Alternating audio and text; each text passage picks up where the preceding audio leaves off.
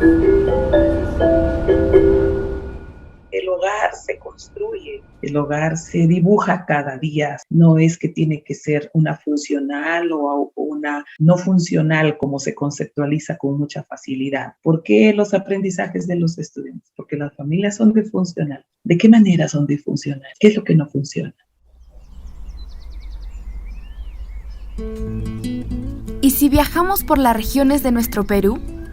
Vamos a conversar con los diversos roles de la educación y a ver juntos atardeceres llenos de aprendizajes que tenemos para compartir. Voces por la educación. Voces por la educación. Voces por la educación. Voces por la educación. Voces por la educación. Un podcast de Enseña Perú para emprender un viaje desde donde nos encontramos y empezar a escuchar a las diversas voces del sistema educativo. ¿Ya tienes tu maleta lista? ¡Comencemos esta aventura! Hola a todas y todos. Te damos la bienvenida a Voces por la Educación, el podcast de Enseña Perú, donde nos escucharemos mucho y conversaremos sobre temas de los que muy poco estamos hablando en este regreso a las aulas. Mi nombre es Andrea Ospina y juntos conectaremos con diversas voces del sistema educativo para estar un poquito más cerca de su experiencia y aprender en cada episodio de ellas y ellos. Hoy tenemos una gran invitada y es realmente genuina mi emoción de estar con Delia Cieza. Ella es directora de gestión pedagógica de la Dirección Regional de Educación en Cajamarca y nos contará cómo estamos viviendo el regreso a las aulas en esta región y qué retos se están encontrando desde la DRE. Buen día, maestra Delia, bienvenida. Nos pone de verdad muy felices escuchar su voz hoy en Voces por la Educación, el podcast. Muy buenos días, un saludo cariñoso para este programa tan bonito. Voces de la educación, que estamos necesitando tanto, que nuestras voces se oigan, se escuchen, que no sean muy opacas, que se den a conocer en todas partes, y mis felicitaciones por este programa interesante. Ay, muchas gracias a usted por acompañarnos hoy en este tercer episodio. Estamos de verdad felices de que sea parte de este repertorio de voces que necesitamos escuchar, como bien dice usted. Y entonces vamos a hablar un poquito del retorno a clases, un poquito de cómo se está viviendo en Cajamarca, qué se ha vivido desde el año pasado. Y yo quiero empezar con una pregunta que estoy haciendo a varios de nuestros invitados y es: pensando en el retorno a clases, en el retorno a las aulas de nuestros estudiantes, ¿de qué tema se nos está olvidando hablar como país? ¿De qué tema no estamos hablando? El retorno implica reflexionar sobre muchas cosas, pero creo que se ha puesto especial énfasis en que hubieran condiciones en las escuelas, hubiera agua, un lavamanos, que hubiera espacios abiertos y etcétera, cosas. Creo que eso es muy interesante, hay que valorarlo. La otra parte es que las personas estuvieran vacunadas, que estuvieran protegidas, que tengan menos temores, menos inseguridades, que también es importante. Pero para mí el tema ausente, el tema que necesitamos verlo, es cómo gestionar la vida de las personas después de un tránsito totalmente avasallador, en algunos casos llenos de tristeza y dolor, de ausencias, de orfandad, de haber visto partir a los seres que amamos o cercanos de sangre o de amistad. Entonces eso es un tema que tenemos que trabajarlo. Se ha reducido al término de soporte socioemocional, que en realidad no se ha conceptualizado como se debiera. Es que vamos a brindar soporte permanentemente, tiene que haber un experto para brindar soporte socioemocional, o cómo es que se trabaja esa parte. Y para nosotros es gestionar la estabilidad, las emociones, gestionar el bienestar, pero para eso hay una sola forma: que podamos mirarnos como personas, que podamos mirarnos como seres humanos, con nuestras diferencias, con nuestras particularidades, pero que fortalezcamos los vínculos. Creo que para nosotros eso es un tema clave en Cajamarca. No solo esperar que otros lo hagan, que las escuelas lo hagan, que los maestros lo hagan, sino que nosotros lo hagamos, que dentro de nuestras instituciones sepamos trabajar en equipo, que sepamos jugarnos una broma, pero también asumir con mucha responsabilidad y seriedad nuestro trabajo, que podamos hacerlo juntos, que nos demos la mano, que veamos qué talentos tenemos a nuestro alrededor y cómo aprovechamos ese talento. Y en el caso de las escuelas, cómo mirar esa riqueza que trae cada niño, cada niña. Si bien es cierto, tal vez la lectura, tal vez las matemáticas se han alejado un poquito de manera formal, pero se han acercado grandes retos. Y la ciencia dice que el cerebro aprende, el ser humano aprende cuando tiene retos. Y eso es lo que ha ocurrido. El gran reto es justamente trabajar para gestionar la vida de las personas de manera conjunta, ¿no? Entonces, ¿qué tipo de escuela, qué tipo de familia, qué tipo de hogar, qué tipo de institución debemos construir? Aunque no tuvieras la infraestructura que quisieras, pero es este vínculo amical que ríes, que alegras, las ganas de reír a pesar del dolor, ¿no? Hay personas que hemos visto partir no a uno, a dos, a tres familiares cercanos y eso pues deja un hueco en el alma, pero la vida continúa y si estás aquí es porque tienes una misión, ¿no?, que hacer. Maestra Delia, pues solo con esta respuesta me ha dado aquí un montón de preguntas más para hacerle.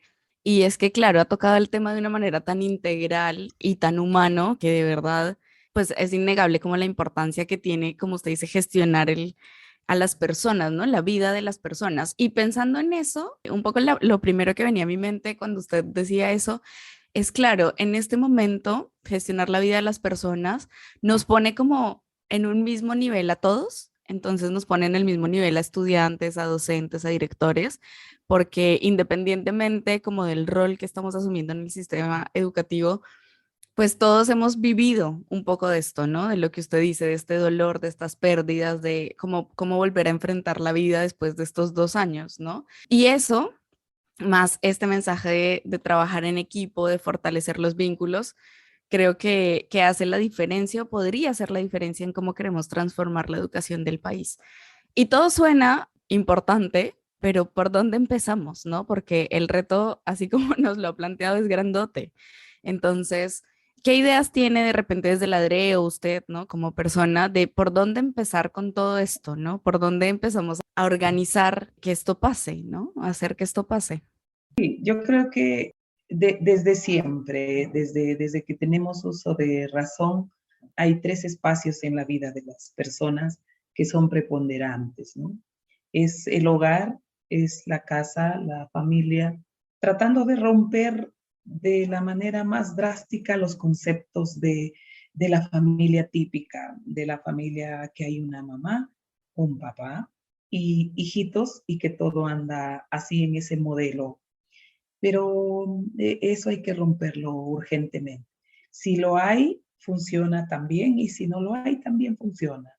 Cuando una mamá tiene a sus hijos, un papá lo tiene a sus hijos, los abuelos se quedan con los nietos, ahora muchos se han quedado con los nietos, y están al lado de unos tíos, etcétera, pero es un hogar, el hogar se construye, el hogar se dibuja cada día, se fotografía cada día. No es que tiene que ser una funcional o una no funcional como se conceptualiza con mucha facilidad, ¿no? ¿Por qué los aprendizajes de los estudiantes? Porque las familias son disfuncionales. ¿De qué manera son disfuncionales? ¿Qué es lo que no funciona? Ese es el primer nido para los chicos. Y hoy hemos ganado muchísimo con la familia.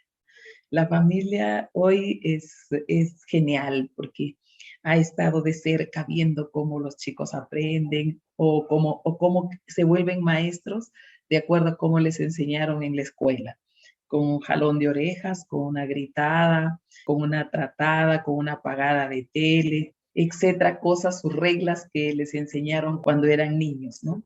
Creo que la recomendación única que deberíamos darle a la familia es que enseñen a sus hijos, pero con afecto, sin violencia, sin ningún tipo de violencia, ni psicológica, ni física, ni nada.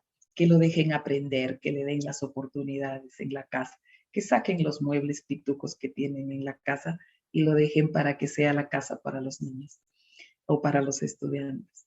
El otro espacio, el nido, el laboratorio que hoy hemos vuelto es la escuela, pero tiene que ser una escuela que ya no los pone uno detrás del otro y comienza a chequear si la tarea está ahí o usa un símbolo de rojo, azul o negro, sino que acompaña y ayuda a crecer fijándose bien en las competencias que quiere combinar, que quiere desarrollar y le ofrece las oportunidades bonitas para todos, para el que rápido lee, para el que demora un poquito, para que el que es rápido con las matemáticas, para el que demora un poquito más, para el que sabe dibujar, para el que le gusta cantar, para el que sabe hacer deporte, etcétera, atender esas diversidades y hacerles saber que todos son importantes y que no importa que uno no maneje la matemática desde el comienzo, ya le dará la seguridad al niño, a la niña, para decir acá me siento bien. Pero además que la escuela le ofrezca el juego, que le ofrezca el arte, que le ofrezca la música, que no esté preocupado que tiene que tener 4 horas de matemática y si no lo cumple le da fiebre, sino que se relaje, que disfrute el maestro también, la maestra, y que se atreva a gestionar esa vida de las personas. Y el tercero, que es lo que Cajamarca está luchando con todas sus fuerzas, es que vivamos como territorio, como comunidad, que la comunidad despierte y se dé cuenta que los niños, los adolescentes que son inquietos, traviesos, que a veces te dan un poco de cólera, son la materia más importante de la sociedad y que ahorita le tengo que dar oportunidades, que tengo que abrir, no importa con pico y pala, espacios para que ellos jueguen, para que ellos se diviertan, para que ellos lean, para que ellos experimenten. El alcalde, si es que hay alcalde, si no hay alcalde, es una comunidad pequeña, que las autoridades locales con sus directores, con sus maestros, con sus líderes escolares, hagan de la comunidad un espacio bonito para vivir. Eso nos ayudará mucho. Gracias, maestra Delia. Creo que ha sido supremamente inspirador escucharla hablar de estos 3 espacios importantes para crecer y para gestionar a las personas. Bueno, me quedo mucho con esta idea de escuela, ¿no? Creo que generalmente preguntamos cómo deberíamos volver, cómo es esa escuela a la que queremos volver. Y usted ha descrito pues una escuela humana, creo, ¿no? Una escuela donde nos vemos como personas y no solo como usuarios de la educación en el sentido más académico, ¿no? Y pensando en eso, ese es como el sueño, ¿cierto? Eso es como a lo que quisiéramos llegar, pero sabemos que hay pasitos que se han ido dando hacia eso, ¿no? Entonces yo quería pedirle si hay alguna historia de Cajamarca que la haya inspirado a usted a lo largo de los años en su carrera en el sistema educativo y que de repente quiera compartir hoy con quienes nos escuchan de una historia así, ¿no? De esperanza, de que la educación puede ser diferente también. Bueno, ya con esta vejez hay muchas historias de haber visto maestros, maestras, directores que son capaces de transformar sus espacios de la manera más genial, que hay madres y de familia que han podido sacar a sus hijos de la manera más experta con su trabajo y enseñándolos también a trabajar. Hay muchas historias, ¿no? Pero yo sí tengo pues manchada la historia porque, bueno, yo fui víctima de violencia en mi infancia, de la escuela, y bueno, el profesor siempre es la autoridad, siempre es la luz, y convencía a los padres que el golpe era el camino, ¿no? Ya, pero eso es una historia que yo lo he convertido en un proyecto de vida para el resto, para que eso no se repita. Pero sí, cuando fui maestra, yo no he sido maestra titulada, egresada del pedagógico de la universidad. Yo he sido maestra intitulada. Así comencé a trabajar. Y el recurso que encontré para trabajar era lo que había recibido yo en la escuela. Entonces yo también he sido una maestra violenta. También he sido una maestra que no sabía que las personas podrían aprender en medio del amor, del afecto, de la alegría, sino yo también golpeaba. Y cuando comencé a estudiar, a leer mucho, a meterme en el mundo, me di cuenta que yo había vivido eso mismo que estaba haciendo con los estudiantes. Menos mal que por poquito tiempo, ¿no? Pero luego mi historia es a la escuela que he llegado, es congeniarme con los niños, hasta el tuétano, hasta el seso, y comenzar a jugar con ellos, ¿no? Todo el tiempo mi vida ha sido jugar. Yo he sido una niña problema, ¿no? Una niña hiperactiva. Entonces, para mí la vida es jugarme, ¿no? Ahora que ya me duele el cuerpo, me juego con bromas. Pero en mi historia he jugado mucho con los niños. He organizado partidos de vóley, de fútbol, de carreras, de paseos, de visita, de cocina, etcétera, ¿no? Entonces, una de las historias en mi escuela es que, bueno, ya desde 2008 en adelante, es que llegué a la escuela después de 8 años de trabajar en la UGEL y me dieron el primer y segundo grado, ¿no? Como para ver, bueno, ya llegaste, ahora ya pues ya te toca, ¿no? Y trabajé con ellos y luego en el transcurso hasta llegar a sexto grado iba encontrando niños con ciertas necesidades diferentes. Entonces fue ese el reto de caminar hacia adelante. Y entonces era que tenía que leer mucho y preguntar a todo mundo, y así fue como descubrí que la mejor forma es que los 5 sentidos de las personas trabajen, ¿no? Y eso fue la forma más práctica que me ayudó para que todos los chicos, sea la discapacidad que tengan, pudieran leer y escribir, ¿no? Llegar allí, hacer sus cálculos, porque eran niños que venden sus productos y tenían la matemática acá adentro, la informal, pero cuando los metía a la formal, allí venía el problema.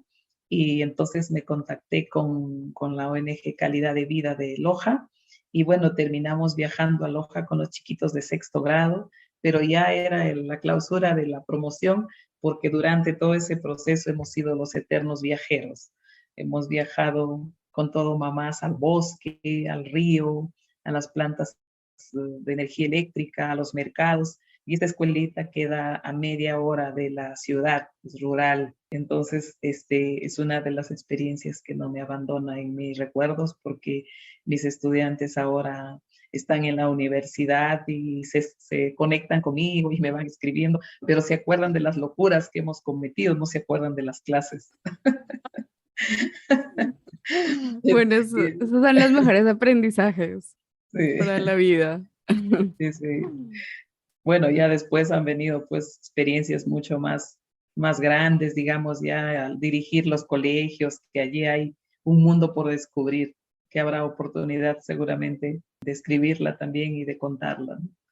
Por favor, siempre que conversamos sobre la maestra Delia, decimos cómo hacemos para que todo lo que ella sabe esté en algún lado, por favor, escrito, en video, grabado, porque de verdad que es súper inspirador escucharla y es fácil conectar todo lo que usted va contando como con las experiencias que uno también ha ido teniendo, ¿no? Entonces, efectivamente, como adultos vamos reproduciendo cuando estamos cerca de los niños esas cosas que aprendimos, y pensaba en esa gran responsabilidad que tenemos de desaprender tantas cosas que hemos vivido y que nadie debería volver a pasar por eso, ¿no? Entonces, hay muchas gracias, maestra, por compartirnos. Y hay Em, factores, Andrea, factores Ujú. importantes que influyen en las experiencias, ¿no? A veces se cuenta la experiencia, pero detrás hay un conjunto de cosas importantes, ¿no?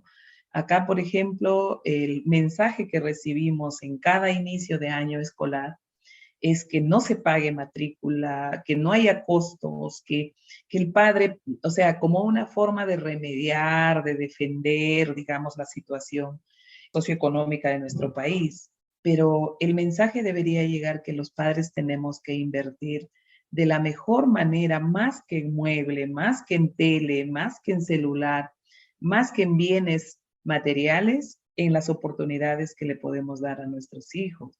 Porque en esta escuela yo recibí varias quejas, ¿no? Porque el asunto era que, hasta denuncias, porque el asunto era que yo sacaba presupuestos con los mismos chicos para ver cuánto vamos a gastar en el año si queremos hacer 3 o 4 proyectos por año, ¿no? Entonces íbamos a necesitar recursos. ¿De dónde íbamos a sacar los recursos? Pues no había fuentes. Entonces trabajaba con las mamás, con los papás, para ver cómo financiamos eso, ¿no? Y claro, un papá cuando escuchaba que tocaba 50 soles al año, daba un grito al cielo, ¿no? ¿Cómo 50 soles al año? Pero ¿por qué 50 soles al año? ¿Cómo es posible? Este no es un colegio particular, este es un colegio público. ¿Cómo va a pagar 50 soles al año? Y les decíamos pues de que pueden pagarlo de la forma que fuera, pero que ese es el costo para desarrollar esos proyectos, ¿no? Y claro, entonces allí me gané algunas piedras en la cabeza, pero la mayoría de mamás empezaban a entender de que la educación de sus hijos es una inversión y que les beneficiaba inmensamente, ¿no? Y que además yo sacaba cálculos de en qué más se invierte en la familia, ¿no? Y claro, pagábamos un cable de 59 soles ese tiempo mensual, ¿no? Pagábamos la tarifa del celular o la recarga casi 5 soles por semana. Entonces decía, si son 50 soles al año para que tu hijo experimente, aprenda, vamos valorando lo que cuesta que nuestros hijos tengan oportunidades para comprarse útiles de música, de deporte, de lectura, porque eso es lo que había en mi aula, ¿no? Todas esas oportunidades para que los chicos experimenten. Hacíamos panes, pelábamos cuyes, hacíamos soya, etcétera, cosas, ¿no? Para que los chicos pudieran tener el experimento allí cada día de qué hacer con eso la matemática, de trabajar la alimentación, de trabajar la lectura, las propagandas, los afiches, los textos, etcétera, cosas, ¿no? Pero eso es un factor importante que la escuela, por eso Cajamarca hoy apuesta por una escuela que genera desarrollo en la comunidad, porque la escuela sí se vincula con la familia, con la comunidad, ellos comprenden rápido esta esencia de hacer educación, ¿no? El niño no te espera, tienes que invertir ahora, tienes que reaccionar ahora. El niño crece, mañana no va a ser el mismo niño, no será otro niño, pero el mismo no. Entonces hay que avanzar, a aprovechar esa etapa de los niños y los adolescentes, hay que aprovechar cada día, cada segundo. Su indisciplina es una oportunidad, su hiperactividad es una oportunidad, su energía desbordante es una oportunidad y tenemos que gestionarlo, ¿no? Ay, maestra, pues no, es que estoy totalmente de acuerdo con usted y digo, qué lindo de verdad saber que hay personas que piensan así, ¿no? Y que están también todos los días trabajando porque estas cosas pasen. Y yo le contaba hace un rato que cuando empezó Voces por la Educación en el 2018, que empezó como un evento, nuestra gran motivación fue esa. Cuando escuchamos hablar de educación en los medios, por ejemplo, ¿qué escuchamos? Escuchamos siempre noticias, pues que no son positivas, ¿no? Hablamos siempre de los retos, pero desde un lugar de carencia, ¿cierto? Hablamos de cómo estamos de mal en las encuestas y nos comparamos con otros países y a veces ni siquiera entendemos realmente cómo compararnos, ¿no? Porque recuerdo que en algún momento conversábamos con Franco y decía, claro, nos comparamos con Singapur, por ejemplo, ¿no? Pero todo el país es del tamaño del Auge del Callao. Entonces, ¿cómo vamos viendo también en la diversidad de las regiones y en la diversidad del país? Y cómo la vamos entendiendo para darnos cuenta también de esos retos.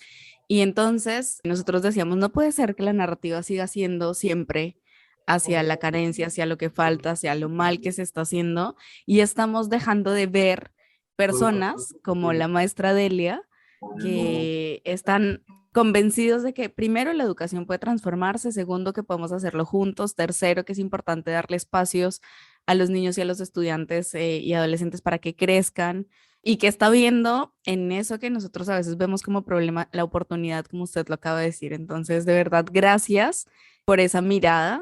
Para terminar, yo quería solo, bueno, un par de preguntas más. La primera es, usted nos ha contado su experiencia como maestra, ¿cierto? Sé que nos queda ahí por conversar en algún otro momento su experiencia como directora de institución educativa, pero hoy usted está viviendo su experiencia desde la DRE, desde la Dirección Regional de Educación. Entonces, quería que nos cuente un poquito, porque a veces nosotros tenemos más fácil en la mente como el rol del docente, ¿cierto? Del director, pero ¿cuál es el rol de los especialistas en una UGEL, en una DRE? ¿Cómo ve usted, digamos, el impacto que podría tener desde ese rol hacia las escuelas, hacia los estudiantes? Que nos cuente un poquito para las personas que de pronto nos están escuchando y no entienden muy bien qué se hace desde la DRE o desde la UGEL y cuál es como ese rol ahí que usted ve. En la DRE y la UGEL es una vida loca, es una vida con poco juicio, Los especialistas de UGEL y de DRE son unos maestros muy buenos, destacados, que han hecho muchas cosas y luego han concursado y estamos aquí. Pero el asunto es que todo este talento, toda esta experiencia, riqueza que tiene cada uno de nuestros especialistas en las diferentes áreas y dimensiones, no se aprovecha, no se potencia mucho por el tema del aparato burocrático, ¿no? Entonces tienen que estar corriendo siempre para reportar cosas, para hacer cosas, para contratos, para ascensos de escala, para mil cosas, ¿no? Y queda en realidad poco el tiempo para estar cerca de ese laboratorio que es la escuela, ¿no? Pero en Cajamarca estamos luchando con todo desde el 2019. Bueno, tenemos ya 18 años trabajando en este proyecto, pero ahora que estamos aquí, ya desde el 2019 hemos tratado de diseñar con ellos mismos, con los maestros, qué escuela queremos, qué educación queremos, ¿no? Y esta educación centrada en las personas, en el talento, en la riqueza, en la diversidad, hace que nuestros especialistas hoy tengan un rol bien interesante, ¿no? Que practiquen en cada evento, en cada jornada, la alegría, que practiquen la esperanza, la fe, la visión compartida.